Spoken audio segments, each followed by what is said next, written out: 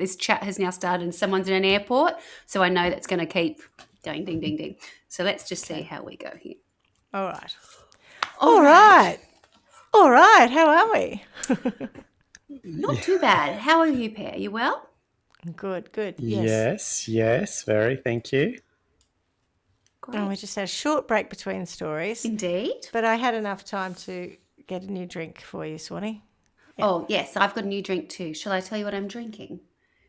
I've upgraded from our last recording to I've gone for my first Coke Zero Slimline chilled can. Very good. Very posh. Classy. Very posh. Thank you. Yes. It's just, it's quite discreet, isn't it? What about you guys? What are you drinking? I was going to say, it's not a McDonald's crispy, crusty, whatever it was. I think that it's you crispy. said earlier. Crispy. It's a Hungry Jack's. Oh! Not crispy. Oh, did you get dinner delivered in the break? Oh, before we started, Tony came back with some Hungry Jacks and I said, I can't eat that right now, so it's upstairs for me. But I saw that and I thought, that's quite funny. I'll take it down to Swanny, given the conversation we had about McDonald's Diet Cokes, yes. Although, being a Hungry Jacks, I'm pretty sure they're actually Pepsi. Oh, maybe. I'm not sure about that. I know when you go and you get a can or a bottle, it's Pepsi, but not sure about their post-mix. And you? I've got to just interject. A crispy Diet Coke is a viral TikTok term popularised by creators. It's an exceptionally refreshing, ice-cold and highly carbonated Diet Coke, often enhanced with specific preparation rituals. Ooh. That's so fetch. What makes Diet Coke crispy? It's the sound of the drink rather than the temperature. Ooh. Oh, that's nonsense. Pebble ice, that's a very American thing. What's pebble ice? You do know that it's like nearly crushed kind of thing. You know that? Oh, right. That pebble ice. I've got quite a way to go to get to a crispy. I think I'm just happy with a slimline can. This is at room temperature because it's been sitting upstairs since I recorded the other one, and all the ice is melted in it too. So yes, it's extra. It's not. It's the opposite of modified. Crispy. It's the opposite of crispy. Whack that in a buddy, and it's got the whole lot going on. Yes. Stick it in the car for another 20 minutes. Decant it into the buddy. Yeah, and then put it out the car, keep the car closed up in a car park, and then come back to it. Get it to about 35 degrees. Most recently, twice now in that really hot weather we've had, I've come back to my car and a whole can of Pepsi Max has exploded in my car because of the heat. What are you doing leaving cans in your car? I'll just do that. Anyway, now we did everything out of order, but Clucky, what are you drinking? So I'm the pink grapefruit gin again. I've made myself another one with lots of ice, but I put a couple of leaves of mint in it as well, just to make it crispy, maybe. That sounds like a cocktail now. Yeah, I know, right? Posh. Yeah. And as I say, we're out of order, so we should introduce ourselves. I'm Schmitty. I'm Swanny. And I'm Clarky, and together we are Trial by Wine. And who's... Yep. Because we're so out of order, I've also got some news. Okay, cool. Yeah. Do you want to hear it? I've taken a leaf out of Swanny's book because you reminded me of a story that they often pop up on Facebook, and so I screenshot them to tell you about at some point, and then I generally forget them. But I'm been reminded of this one. So the headline is, "He became a goat to escape human stress." Sounds fair. Sounds fair enough. There's days where I go, thought you said goat. Oh, I did say goat. I know, it's a punchline of a joke. Anyway, go on. Okay. Yeah. But almost died when a rival male tried to headbutt him off the mountain. Oh, a goat, right. Yeah. A rival goat. Not a rival male who had dressed up as a goat, but an actual goat. Yeah. So then the story is, what happens when you leave humanity behind? British designer Thomas Thwaites didn't just dream about escaping modern stress. He decided to physically experience life as a goat. Using engineering and biology, he built a custom prosthetic exoskeleton that allowed him to walk on all fours and move like the animals. And this is the picture. He doesn't look like a goat. No, he doesn't look anything like a goat, but he's got these weird prosthetic things that kind of help him crawl around. It's very bizarre. To move like a goat, but actually not be one. What a freak. Yeah. I He mean, travelled to the interesting Swiss person. Alps and lived amongst a real goat herd for several days, fully committing to the experiment of stepping outside human society. Good on him. And got headbutted, the fucking idiot. For a few days. Like, it's not People- like he went for like 10 years. No, a few go days. camping. Fully committing to the not get out of town. Come off it. People are idiots. Yeah, Like, they are. No wonder that you were stressed by humans, because you would just annoy the fuck out of them all the time. Because you're a knob. Yeah. Goodness Goat me. whisperer. All right. The Thank goat you whisperer. for Nice. that. Just weirdos. Yep. Swanny, got a story for us? I do, and it does come with a slight warning because it's not the story I was looking for. Oh, okay. Trust me, this was not the story I was looking for. So the last story I told had a real lasting impact on me. It was the one about the The Oh, yacht. me too, yeah. who came to a very watery grave. And so when I went looking for this story this week, I thought, I just something a little bit lighter. Well, I've failed successfully. I mean, that's not the word I Nailed the fail. failed miserably. And the story that I thought I was sort of watching, I was watching like an episode of something, which again I can't tell you until the end. So I'm going to do my sources at the very back end. It turned out to be horrendous. So this one should actually have a trigger warning. It's very, very.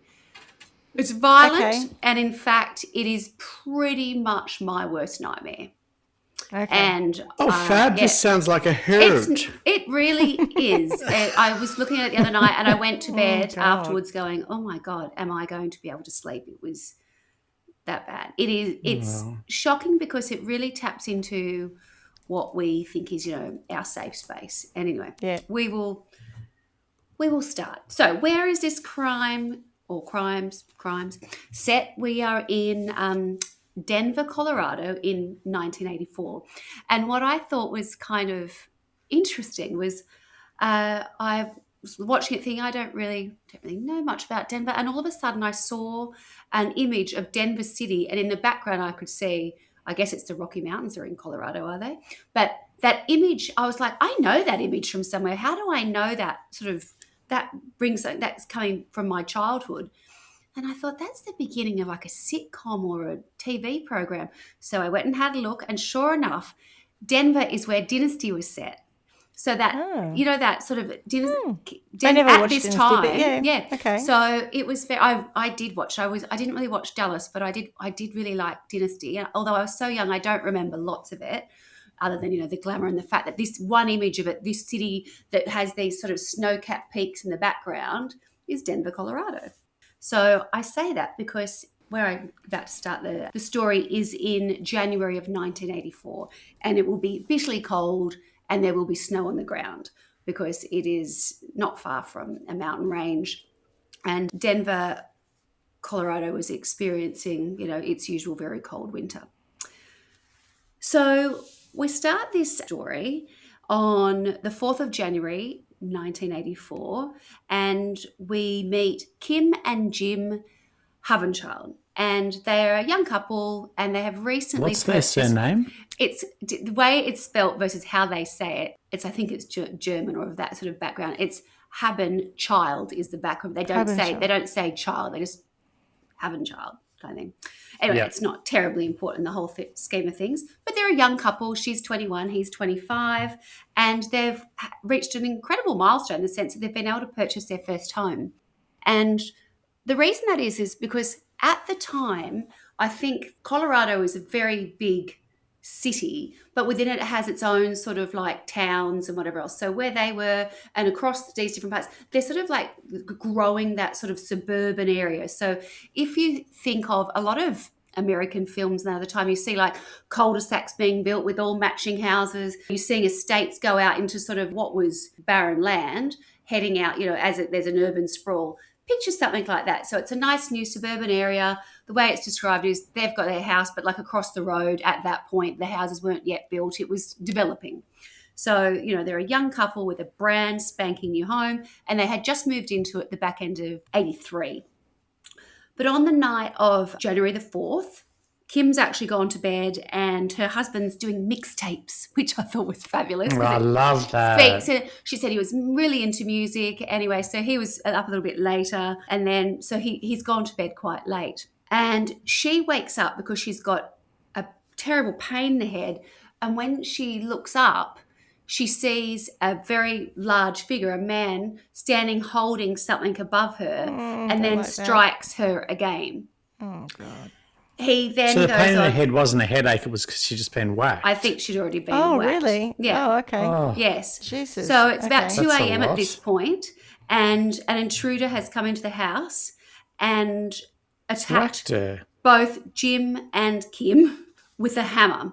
And he, miraculously, they're sort of able to survive. They get up and scare him off, and he runs.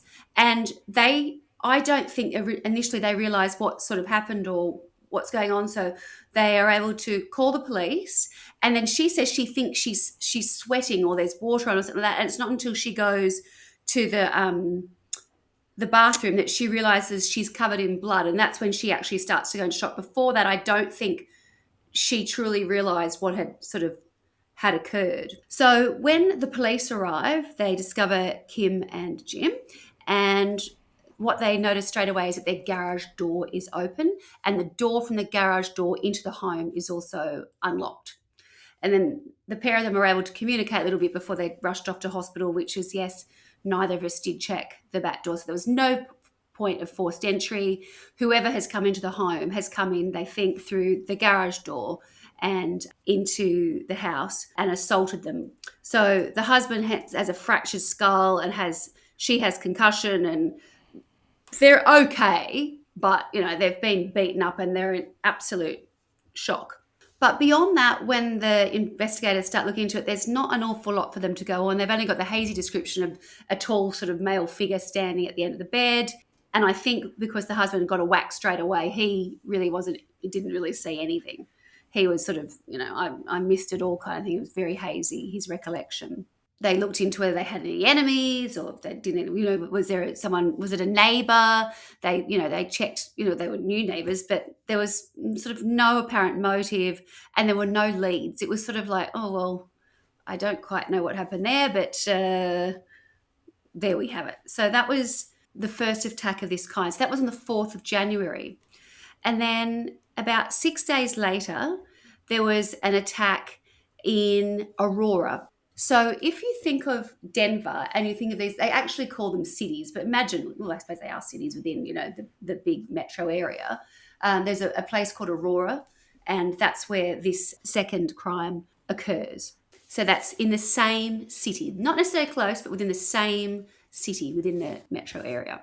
So almost 6 days later, on the 9th of January, another attack occurs. And what happens here is there's a young woman who's a flight attendant, and her name's Donna Dixon.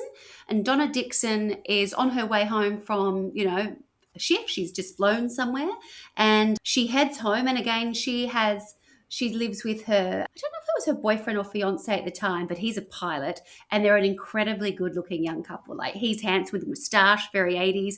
And she is a stunning looking air hostess, and she pulls up at the end of her street where all of the post boxes are at the end of the street. It's like not a gated community, but they get their post from there, and then she heads down to the home. And when she gets there, she has an electric, I don't know if you'd call it electric, door thing, which must have been kind of modern in those days, to like get her garage door up. Garage door open. Yeah. Yeah. And she heads in, and as she's about to get her uniform from the back of the car, she feels a blow to her temple. Oh, shit. Jesus. Yep.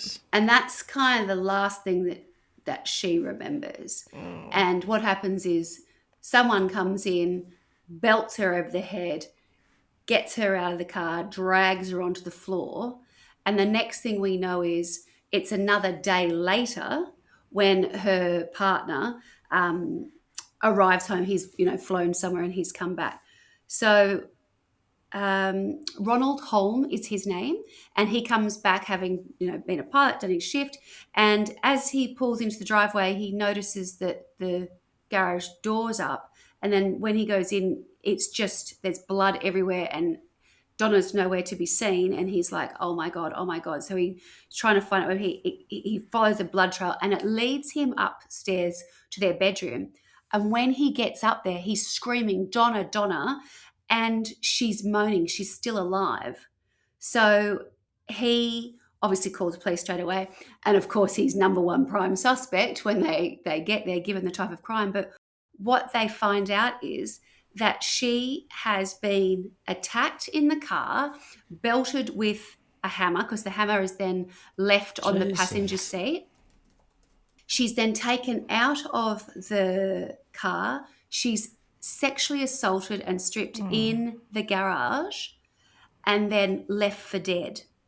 And then what happens is, because it is so bitterly cold, they think what happens is she kind of just her body slows right down. So in terms of the blood seeping out, it congeals better. And she has no recollection, none whatsoever, of what happens to her after the temple pain. So when she kind of comes to, she thinks, oh my God, I feel dreadful. She tries to get in. I don't know if she tries to get in the front door. She actually somehow manages to get to one door and she can't get in or whatever else.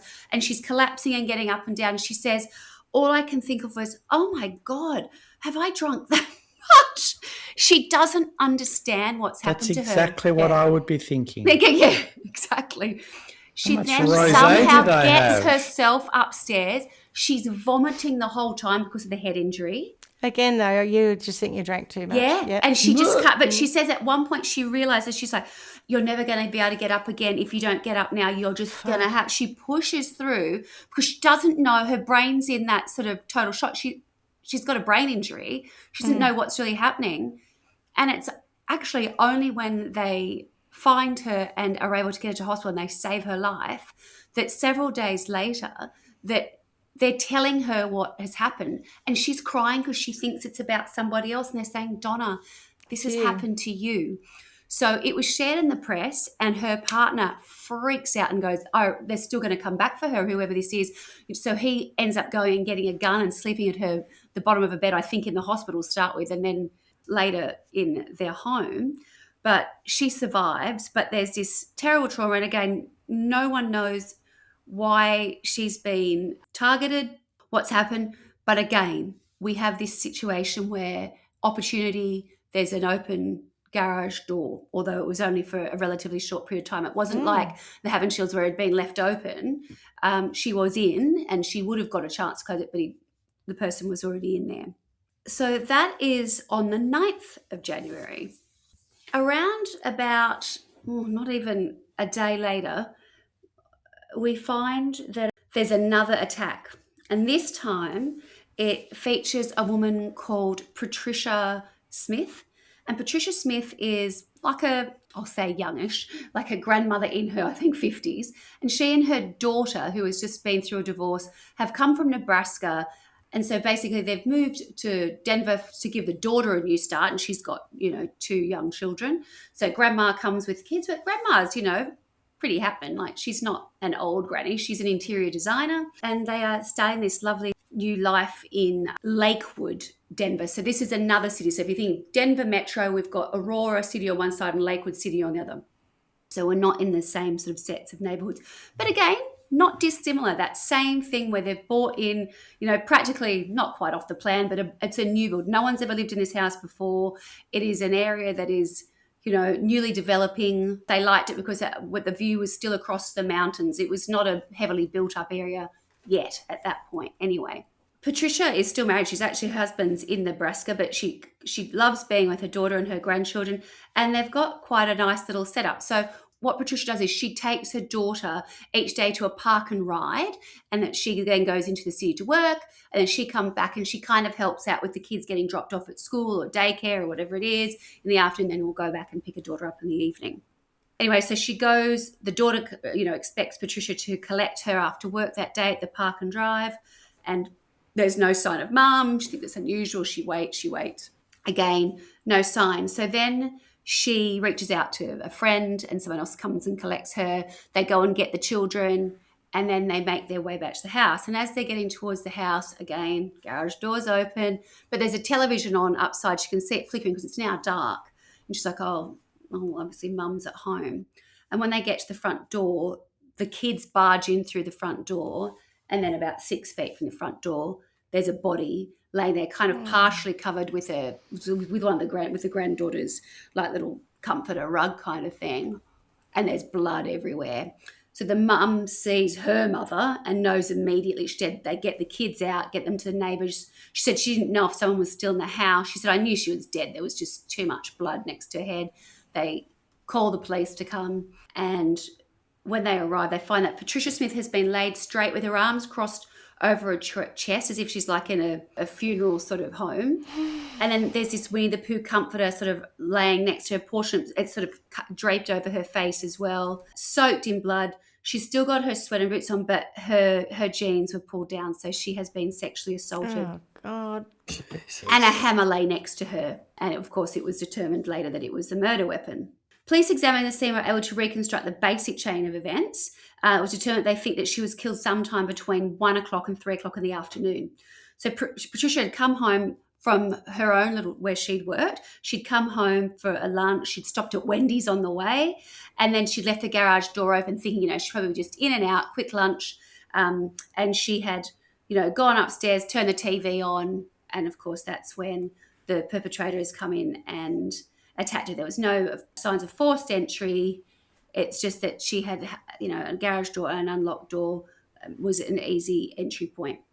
Seemed that robbery wasn't... I can see why you said this taps into all your fears. This is my fear. My garage door thing, I'm massively paranoid about that. Then we've got a garage door that locks, that goes into our house, and it's just a thing for me. I don't know what it is.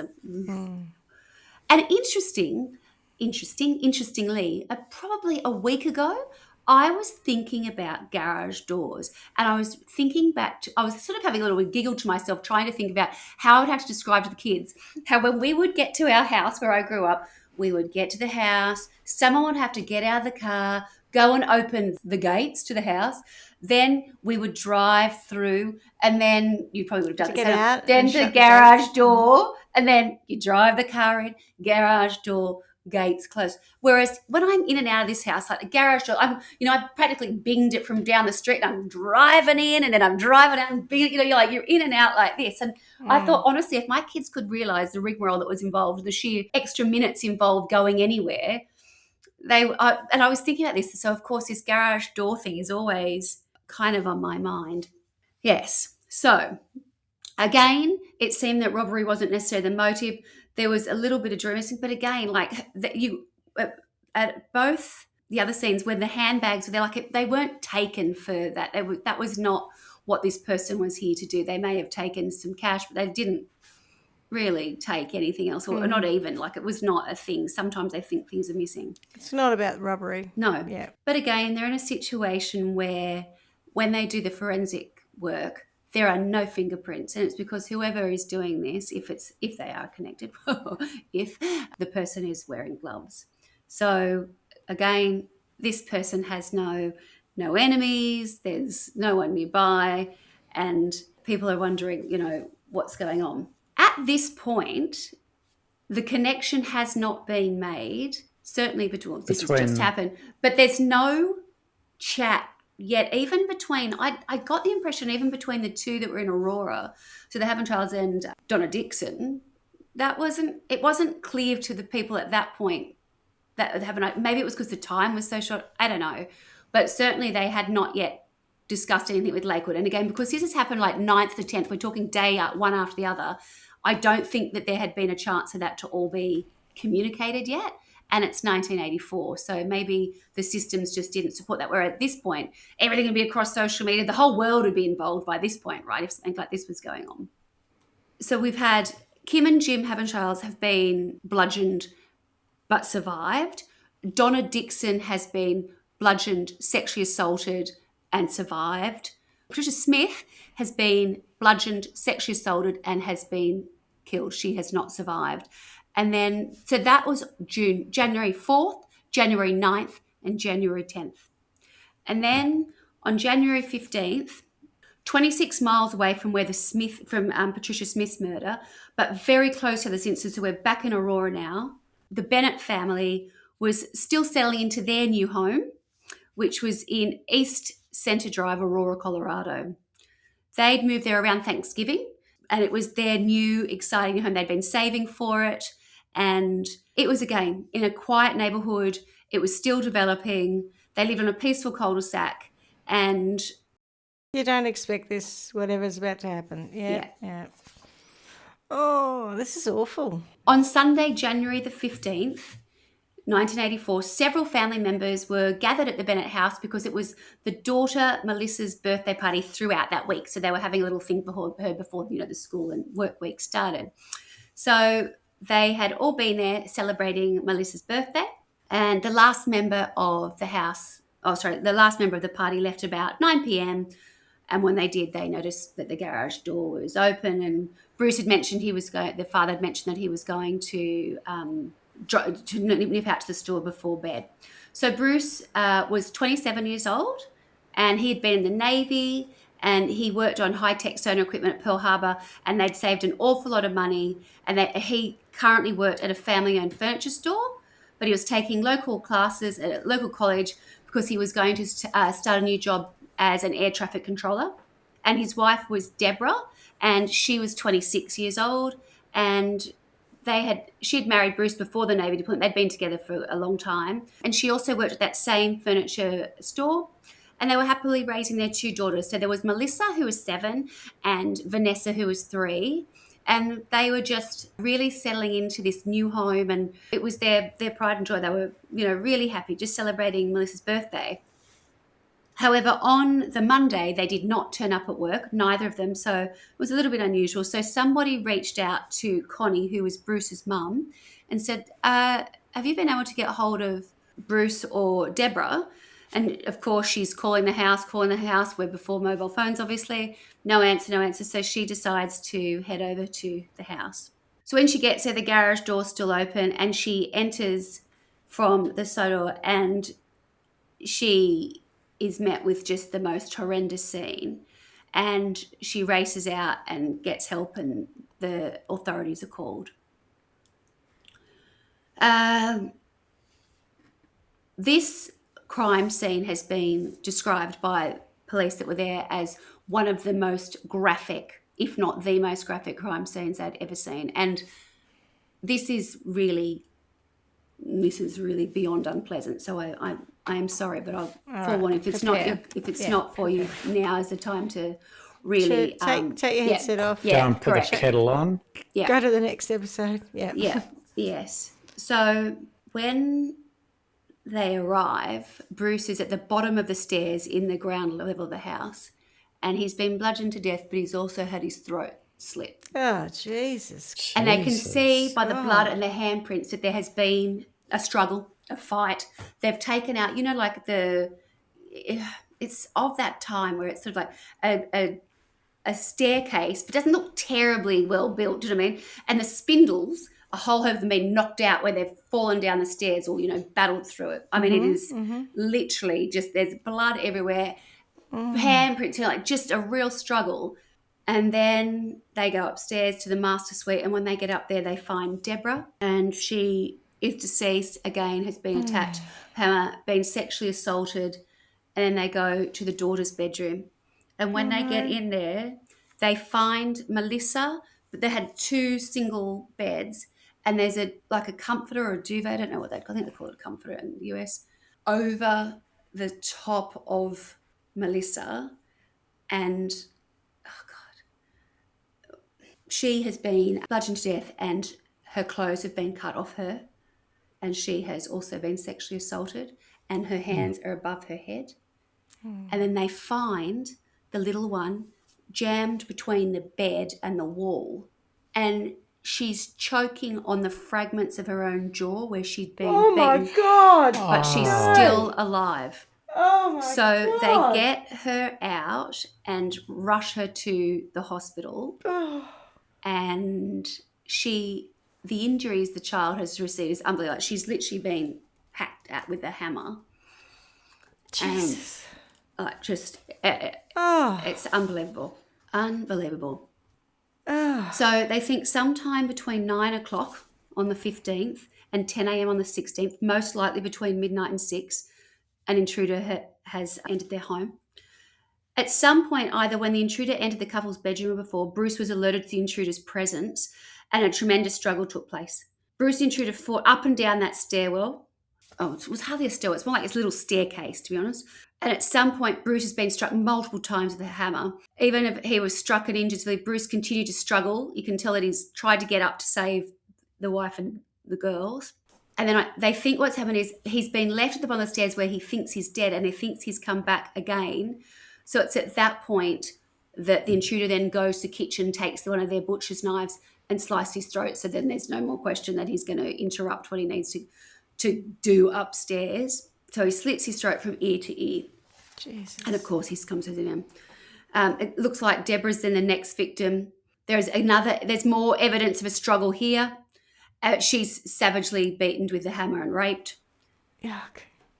And with Bruce and Deborah probably both dead by this time, the killer then enters Melissa and Vanessa's room. He viciously strikes the young child in the head with a hammer.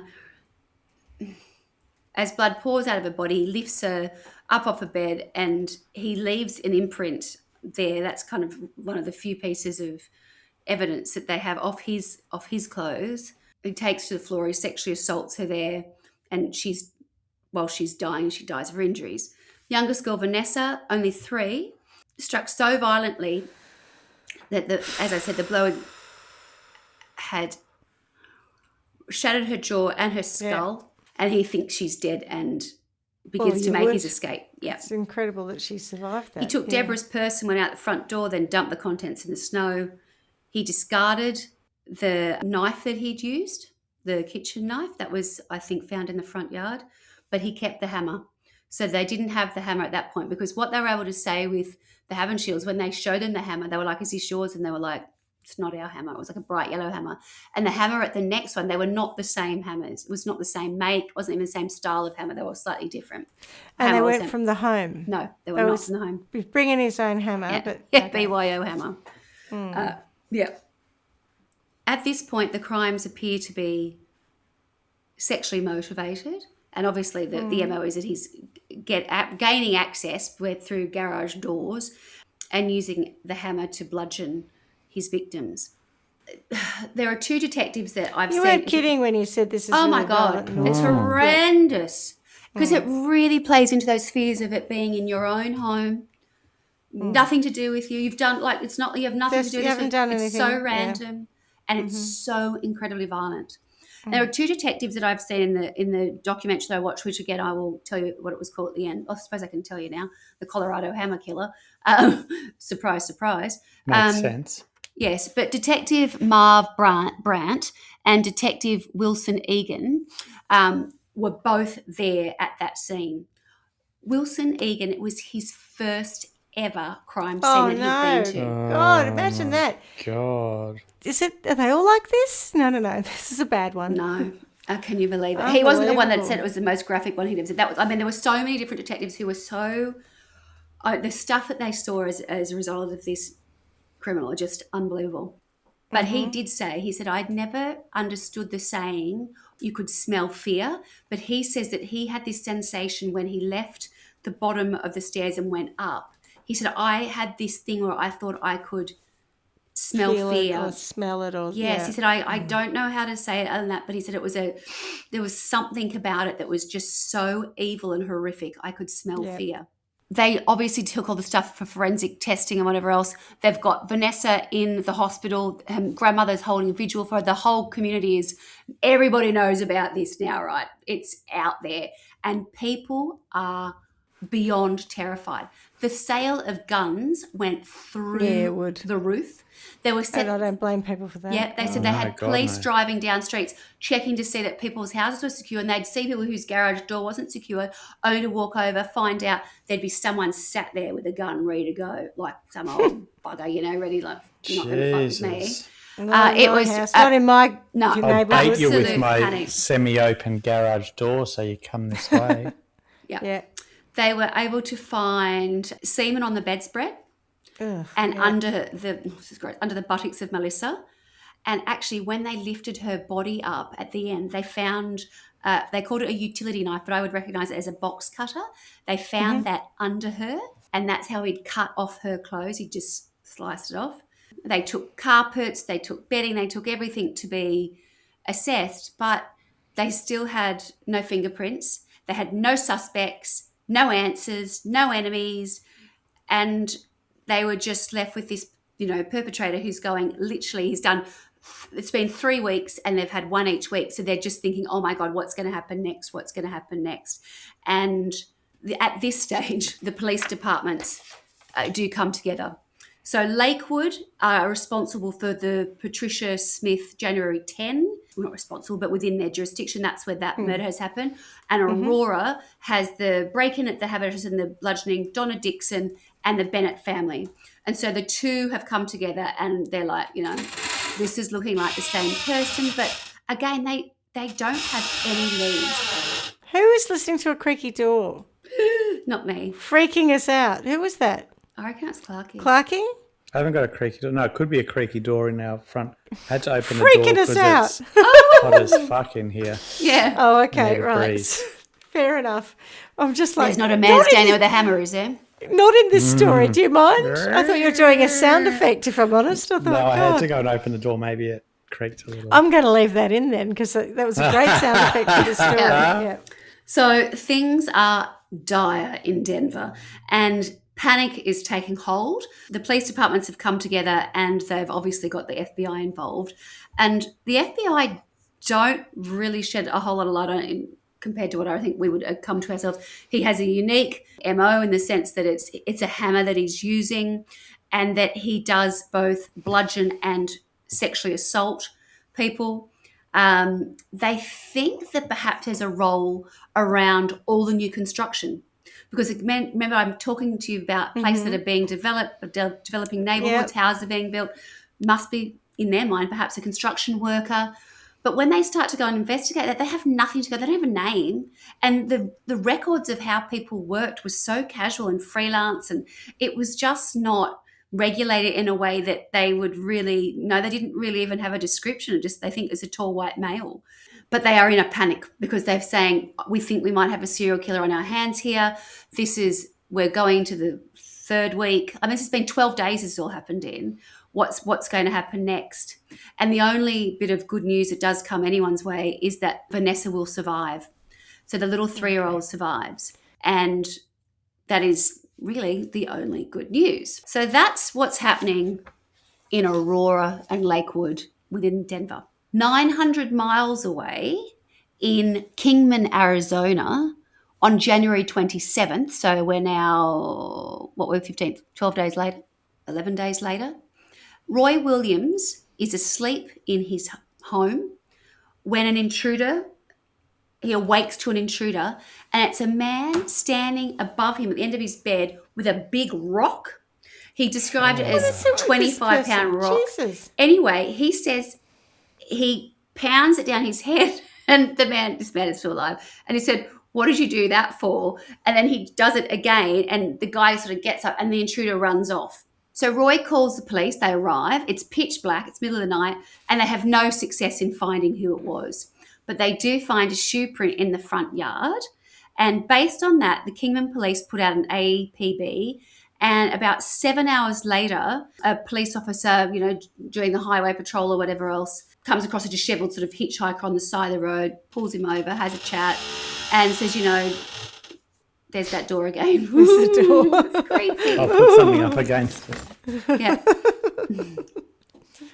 So he's having a chat to him out, the side of the car, and he says, oh, would you mind if I have a look at the sole of your shoe? Because part of the APB was they sent it out. It was an image of this quite unique sole. Yeah. And, of course, it's the same sole. So he says, right, I think you need to come down to the police station with us, and he bolts. They find him about half an hour later, hiding behind a bush, and it's a 23-year-old drifter by the name of Alex Christopher Ewing. And at that point... 23. He's 23 years old. They are able to charge him with burglary and attempted murder, and they take him to Mojave jail. But it's overcrowded, so he gets moved interstate and he goes to Nevada, where he is being kept before he will go to trial. 6 months later, on August 9, 1984, we're still in 84, in Henderson, Nevada, there is a prison transportation van traveling Gotta from... be kidding. Nevada back to Arizona, right? And he is on that prison transportation, and it stops at a gas station in Henderson, which is just right outside Las Vegas. And at that point, they are unshackled for a quick bathroom break before they will then head on to their trial. However, Alex Ewing makes a run for it, and he runs directly out the back where the toilets were and heads to a Kmart and then beyond. And one of the other prisoners alerts the guard and says, we've just lost one. And there we How'd have you it. get away? So Oh, he just ran. he's on the loose. So On the lam. on the lam. And he's shackled. No, he was unshackled for his She bathroom was break. unshackled. To go Sorry, to He's the made a toilet. run for it. But all he has on is a pair of Rookie red error. shorts. And I don't even think he has a top on. I just think he's got a pair of red shorts on. Anyway, he's out there. And this is in Henderson, Nevada. So a police officer comes in, a detective comes in, her shift starts at 10 o'clock that night, and she's told that there's been a prison break that afternoon and that there is a escapee wearing red shorts and tennis shoes, and he's out there somewhere. And she said, look, to be honest, we didn't know what he had or hadn't done. All we know is that he's dangerous because he's an escapee. She said, we thought he was there for like burglary, like so many people are. I Yeah. wasn't overly worried about what we were dealing with. That was just the only information they had at that point. And she said, look, frankly, there was no sign of him all through the afternoon to early evening. But then they receive a call that night from a lady in Henderson, an older woman, and she's a little bit, it's still light, so it's not night, but it's becoming into evening. And she calls and she says, look, there's someone trying to get into my house. It's someone saying they need a tow truck. And of course, there were no cell phones or mobiles. So it's not unusual. She said, but she felt really hesitant and didn't feel comfortable. And then, of course, she goes on to say that the gentleman had on a pair of red shorts. So, of course, they respond immediately. They get out there. An hour later, still no sign of him, can't find him. And then it's now dark and night's in and they're still looking. Then police take a call from a woman called Nancy Berry. And Nancy Berry is in an absolute state. And she's saying, we're dying. This is an emergency. And the operator is sort of struck. She's saying, you're what? You're what? And she's like, we're dying. He's hit my husband. Whatever else. And what has happened is Alex Ewing has broken into Chris and Nancy Berry's house. And she says that what happened is she heard a noise. She walks around, looks at a corner, looks down a kitchen, and she sees a man standing there with, well, it turns out this time it's an axe handle. And he chases her down into their bedroom. She's screaming for her husband, and he beats them both to within its life. She's somehow able to call the police.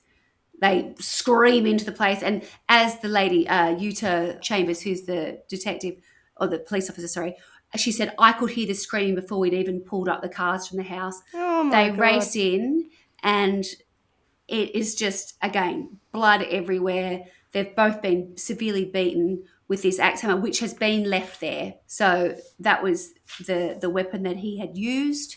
And they were very relieved to find out that when they got the two parents, they were so upset. There were two children upstairs who were unharmed, two young sort of babies. So thank God he didn't go upstairs. He flees, and whilst Chris and Nancy are rushed to hospital, they're trying to work out which way did he go. And they think the only way he could have gone is sort of out the back, because from the front, the police have obviously come in from the front. He's just left. But then what is behind them is like open desert. And then beyond that, you go to a mountain range. So all night, the police force are out there. They have helicopters, they have dogs, and he totally loses and they can't find him. They go door to door and check that he's not hiding in someone's house, which again, isn't that just like the most terrifying thing, that something happens down the street and then he ends up in your neighborhood, your yard, your garage, oh my God, just hideous.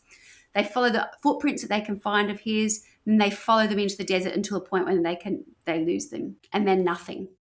And it's not until then they start sharing his image on TV, in news breaks, etc. And it's only after 4 days that they get a call from a telephone operator who says, look, I've just put a call through for someone and I've overheard them talking about a prison break. I wonder if it's the escapee that you're after. And this is coming from Lake Mead, which is a lake within Nevada, I guess. But I've seen photos of it. It's sort of, but it's got all boats, and I've never seen anything quite like it. It's like a marina within a lake. And then there's like messes and buttes around. It's like so desert, but with like a little lake in the middle of it. With people obviously go and do all water sports there. But anyway, he's there, and he's in his red shorts, so that when they find out it's Lake Mead. Lake Mead is actually a national park. So in terms of jurisdiction, it then goes to park rangers. So a park ranger has to go in. The park ranger arrives at the phone booth where he is, and he sees him, and of course he makes a run for it. But he's so dehydrated and the other guy's really fit and really big that he just catches up to him, and the other guy collapses. So I was worried that you're going to tell me that he's going to attack. At this point, he kind of just falls to the ground and surrenders. Says, I can't do it. I'm over. I'm done. Yes. So for his efforts in Nevada, which is the only crimes anyone knows that he's committed at this point, Alex Christopher Ewing is given a sentence of 70 years in jail in Nevada for his hijinks of, the original running away from jail. Leaving jail, being a prison escapee, attacking people, and that's what an attempted murder. That's the least worst. Yes, but that's what's happened because they haven't got him on the other ones. Yeah, okay. Arizona, Nevada, I think. So, what's happening back in Colorado? A whole lot of nothing for decades.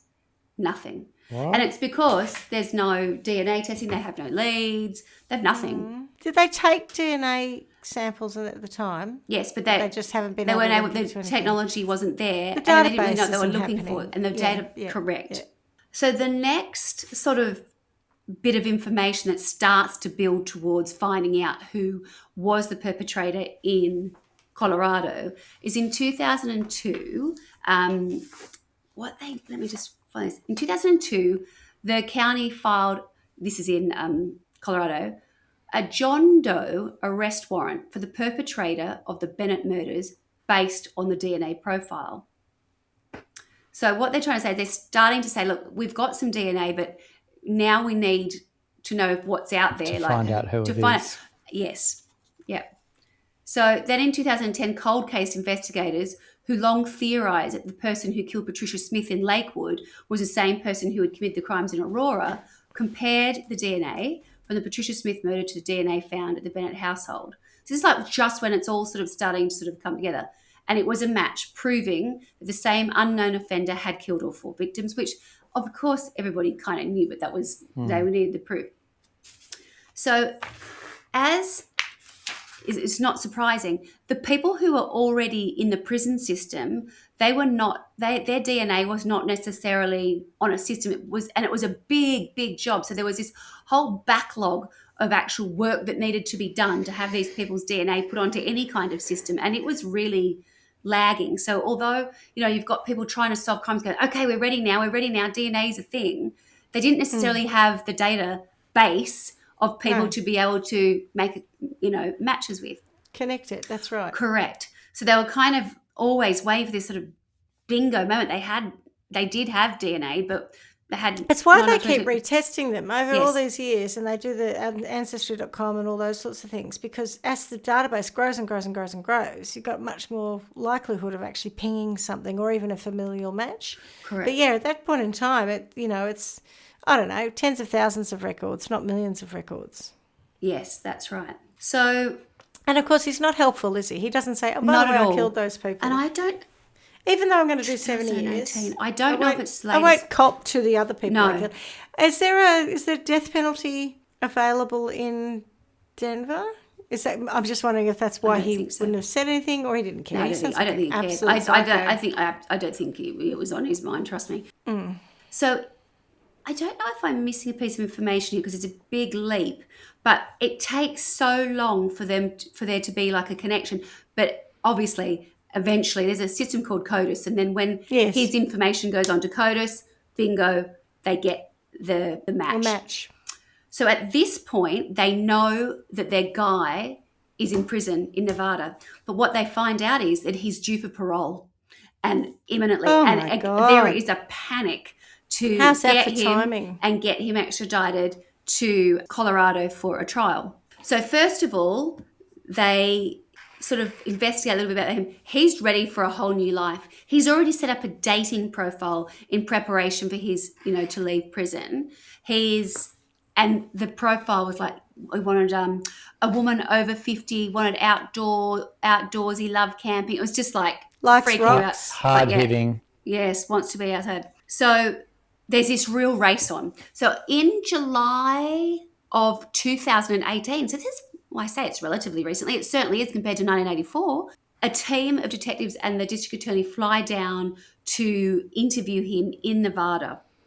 And at first he comes across as super calm, ready for his new life, whatever else, and they don't tell him why they're interviewing him or what about. And it's not until they ask him where he was living, where he'd been. He says that he'd been in Colorado, and what did he do? He was a construction worker, all that stuff. It totally tick, tick, tick, tick, tick. Bing, bing, And bing, then they bing. introduce the fact that they're there for the murders of the Bennett family and all those other, and he explodes and just totally changes his demeanor entirely. Rightio. So at that point, he is not having it, and he then ends up going, I think he ends up with like the US Supreme Court, where he's trying to say, I can't go to trial. So these guys go back to Colorado and they reach out to the victims on the 7th of August, 2018, and they say, come down, we found him. Because no one thought that was They'd ever getting get too him. far. So you It's a had long some time. people upset because they had thought they'd made peace and thought he was dead. So then they were panicked. That was like Kim Havinshield. She was like, oh my God, in my mind, he was dead. So to find out he was alive scared her in a Is way. it 35 years or something? It's a 34. long time. 34 years, yeah. And then, this is so tragic, but Vanessa, their daughter, has been a heroin addict and had the most dreadful life. When they found her, like she'd been speaking to them the whole time, but just there's too much trauma there, really.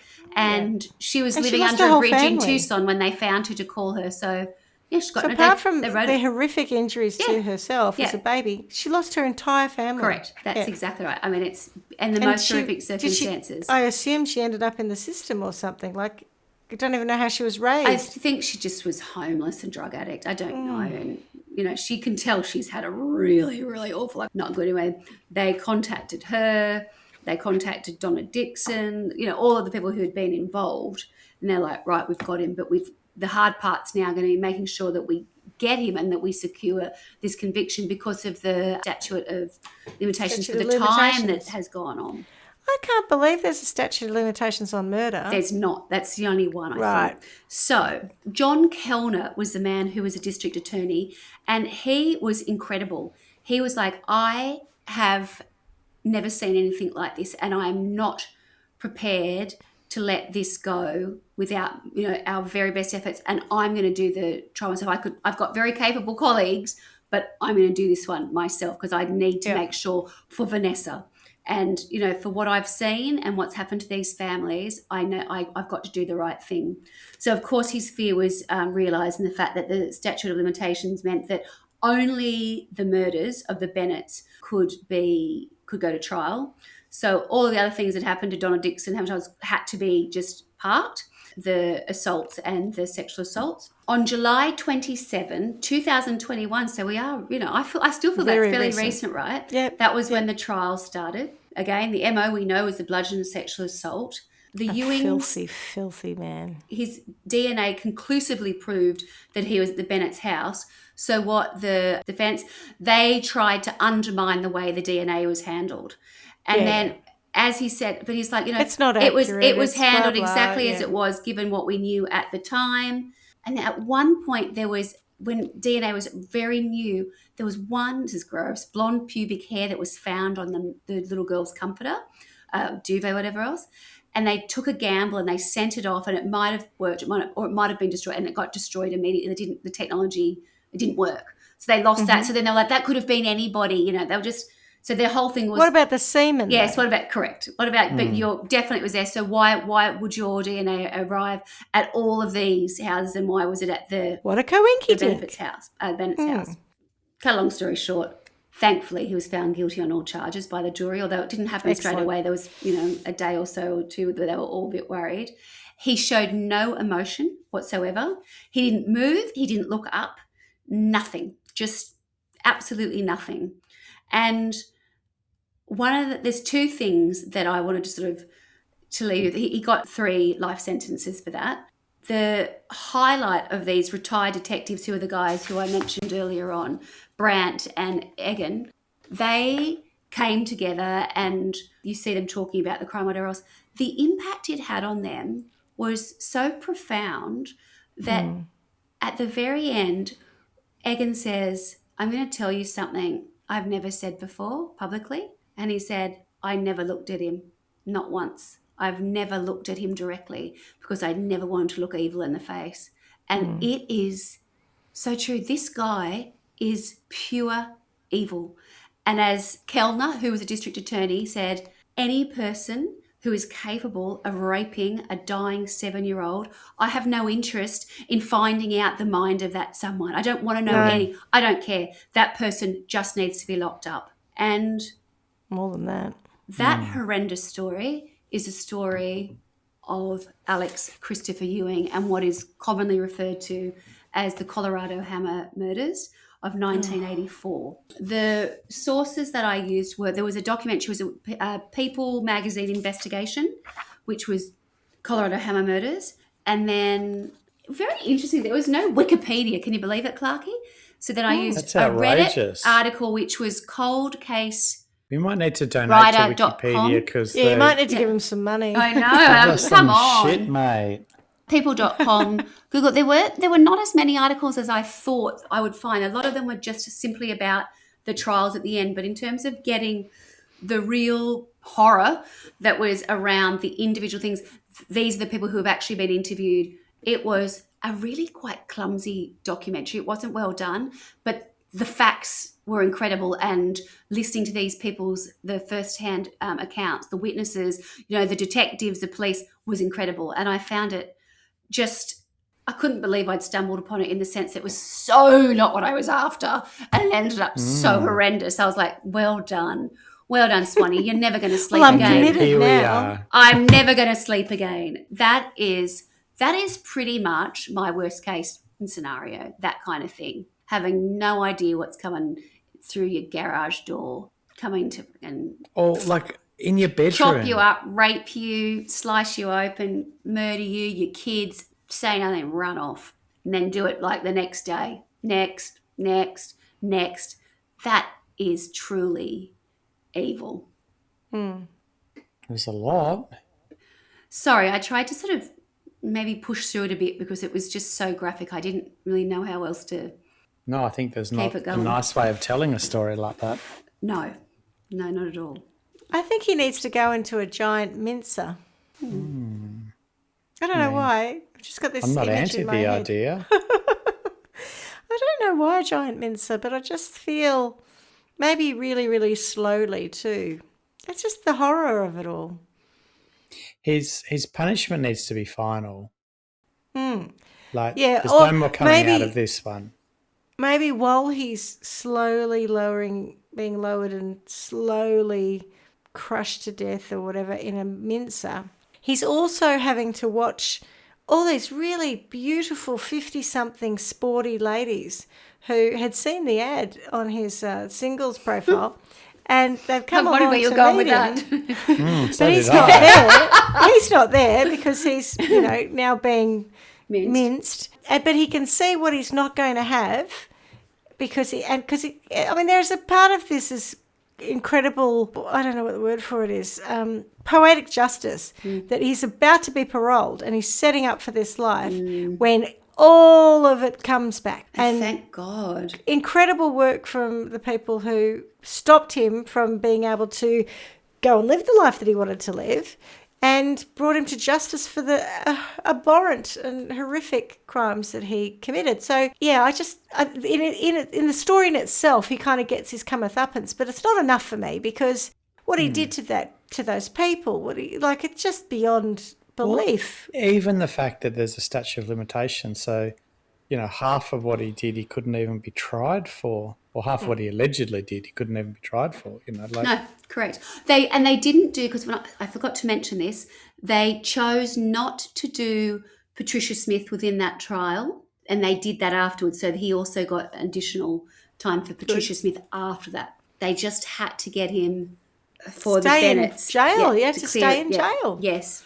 It's the whole parole thing comes up again, doesn't it? Like, when there's no temptation in jail to do the crimes that you committed that put you in jail, all of a sudden you're a model prisoner. And I think perhaps I don't understand enough to be able to communicate it, but this idea that he's then about to go on parole, then these people from Nevada come and say, right, well, we've got a match, you're our guy. And then whose money and time is he using to do all of these appeals? He doesn't want to do it when he ends up going to the local court, the district court, that court, or this court, and they're like, the Supreme Court. The states. So that was I think that took 2 years or something. I mean, who? Why? The state, because he's got to have his time in court because they're accusing him of something which, with the benefit of hindsight, we absolutely know he did. Yeah. But at the time, you got to prove that. Correct. Yeah. And so it's due process. And a person who's sat in jail for all that time, they know that. Yeah, you're right. They're just buying. It's all kicking the can down the road. Well said, Schmitty. Another one of your... But it's true, that's exactly right. Was he born on the wrong side of the blanket, perchance? Per chance. I can't remember his backstory. There wasn't a great deal. They just found out that he'd been done for burglary since the late 1970s and stuff. But he's just feral, not good. And I don't know if you bothered to look at a photo of him yet, but he's got the ice cold. It's not good. Yeah. It's not good. Yeah. Imagine waking up and that standing over you with the boulder in his hand. I think most of them are lucky that they couldn't see his face. It was pitch black. Yeah. What are you doing that for? Get that rock off. Well, that's what Roy Williams says, and he's some old sort of yokel. I mean, he really did live in a milieu. He's probably a little bit affected by God knows what. But the way he said it goes, and I said, what did you do that for? Because I'm trying to murder you. I think, also you'd be shocked and in shock, so you're probably not going to say... Yes. Anything particularly witty? I have to say the person who I think has done the best out of this is Donna Dixon.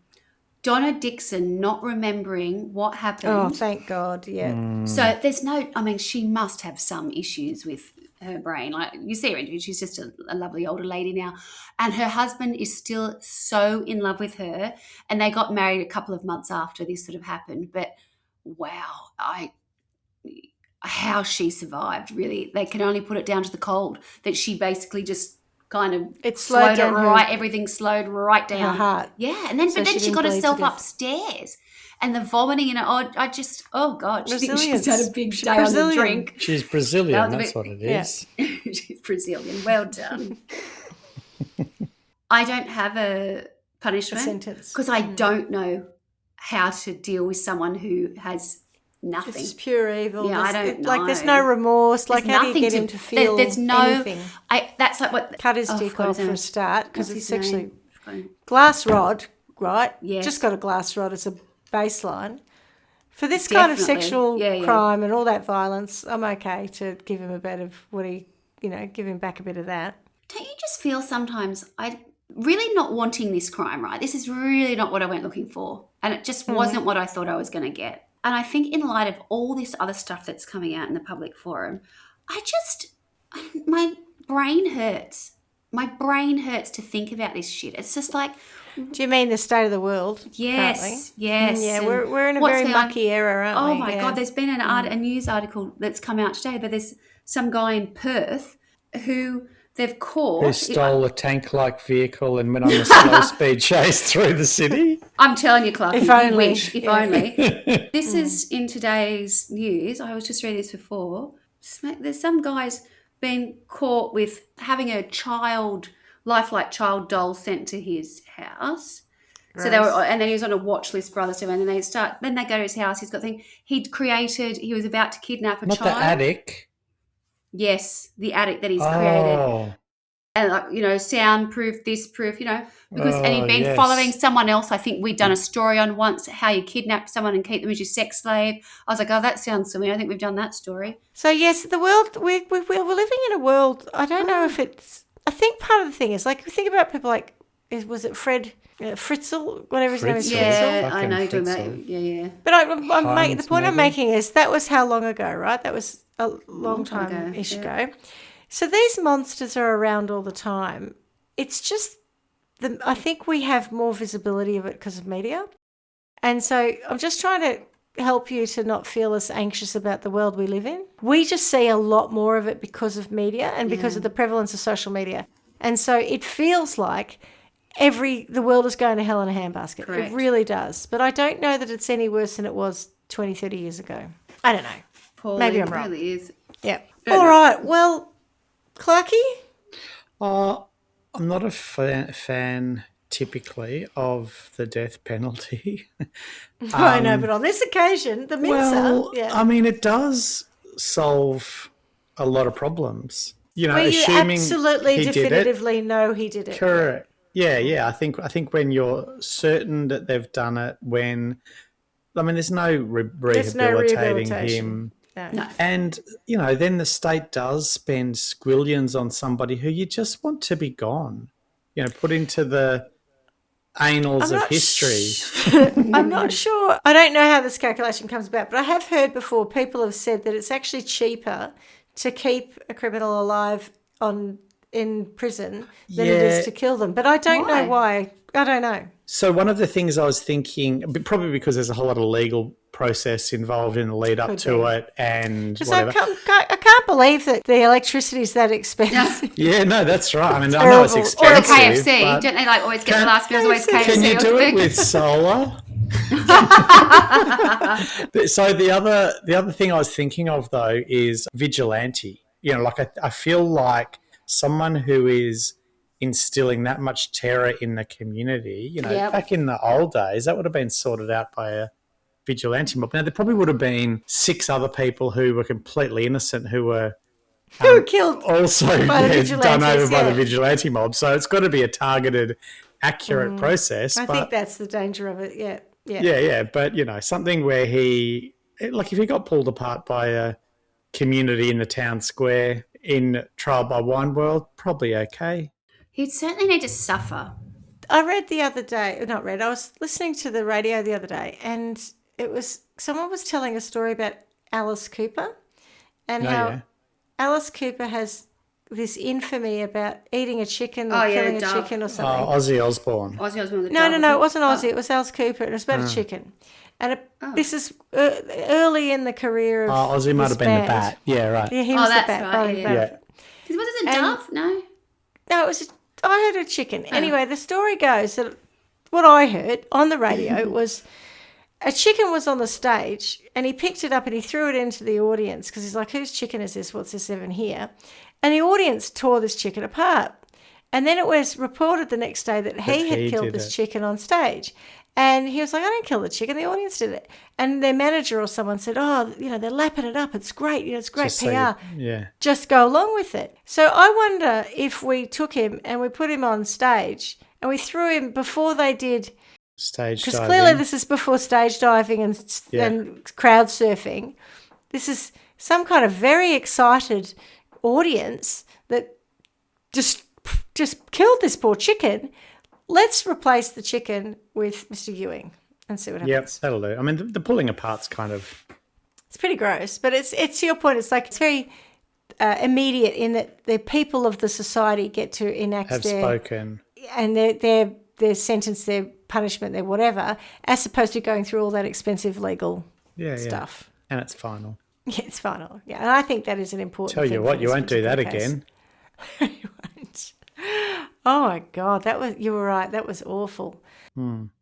Thanks for that, Carla. Now I've got to sleep. I know. That's Don't all right. check your garage door, gang. That's what I would say. Anyway, on that cheery note. Sorry about that, gang. That's all right. Hideous. It was hideous, but, it is true and crime that we do. And comedy. Accurate. So there you go. Not much comedy in that one, was there? Sorry. No. And sometimes, in fairness, I don't know about you, Clarky, but sometimes you don't, even if you found something vaguely amusing, you don't say anything because it's so horrendous that you're just like, I don't want to be the dick who sounds like I'm being performative. I'm enjoying this. Yuck, let this roll and we'll see how it goes. Yeah. But it is true crime, right? Mm. Yeah, there was very little interjecting during that one because it was quite hard to listen to. Yeah. Apart from the Jesus Christ when you see him cut his throat. Oh, my God. And the baby. Oh, my God. Yeah, come on. Oh. All right. Well, on that note then, as we say every week, miss you already. Ciao. Bye-bye. What a prick. What an absolute monster. Dog. Yeah. Thanks for listening to Trial by Wine. You can contact us at trialbywine@gmail.com. Please rate, review and subscribe to Trial by Wine on Apple Podcasts or wherever you get your podcasts.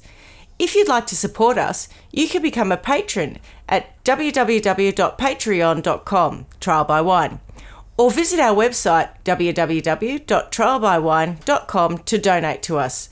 Your support will help us cover many more cases and apply wacky sentences.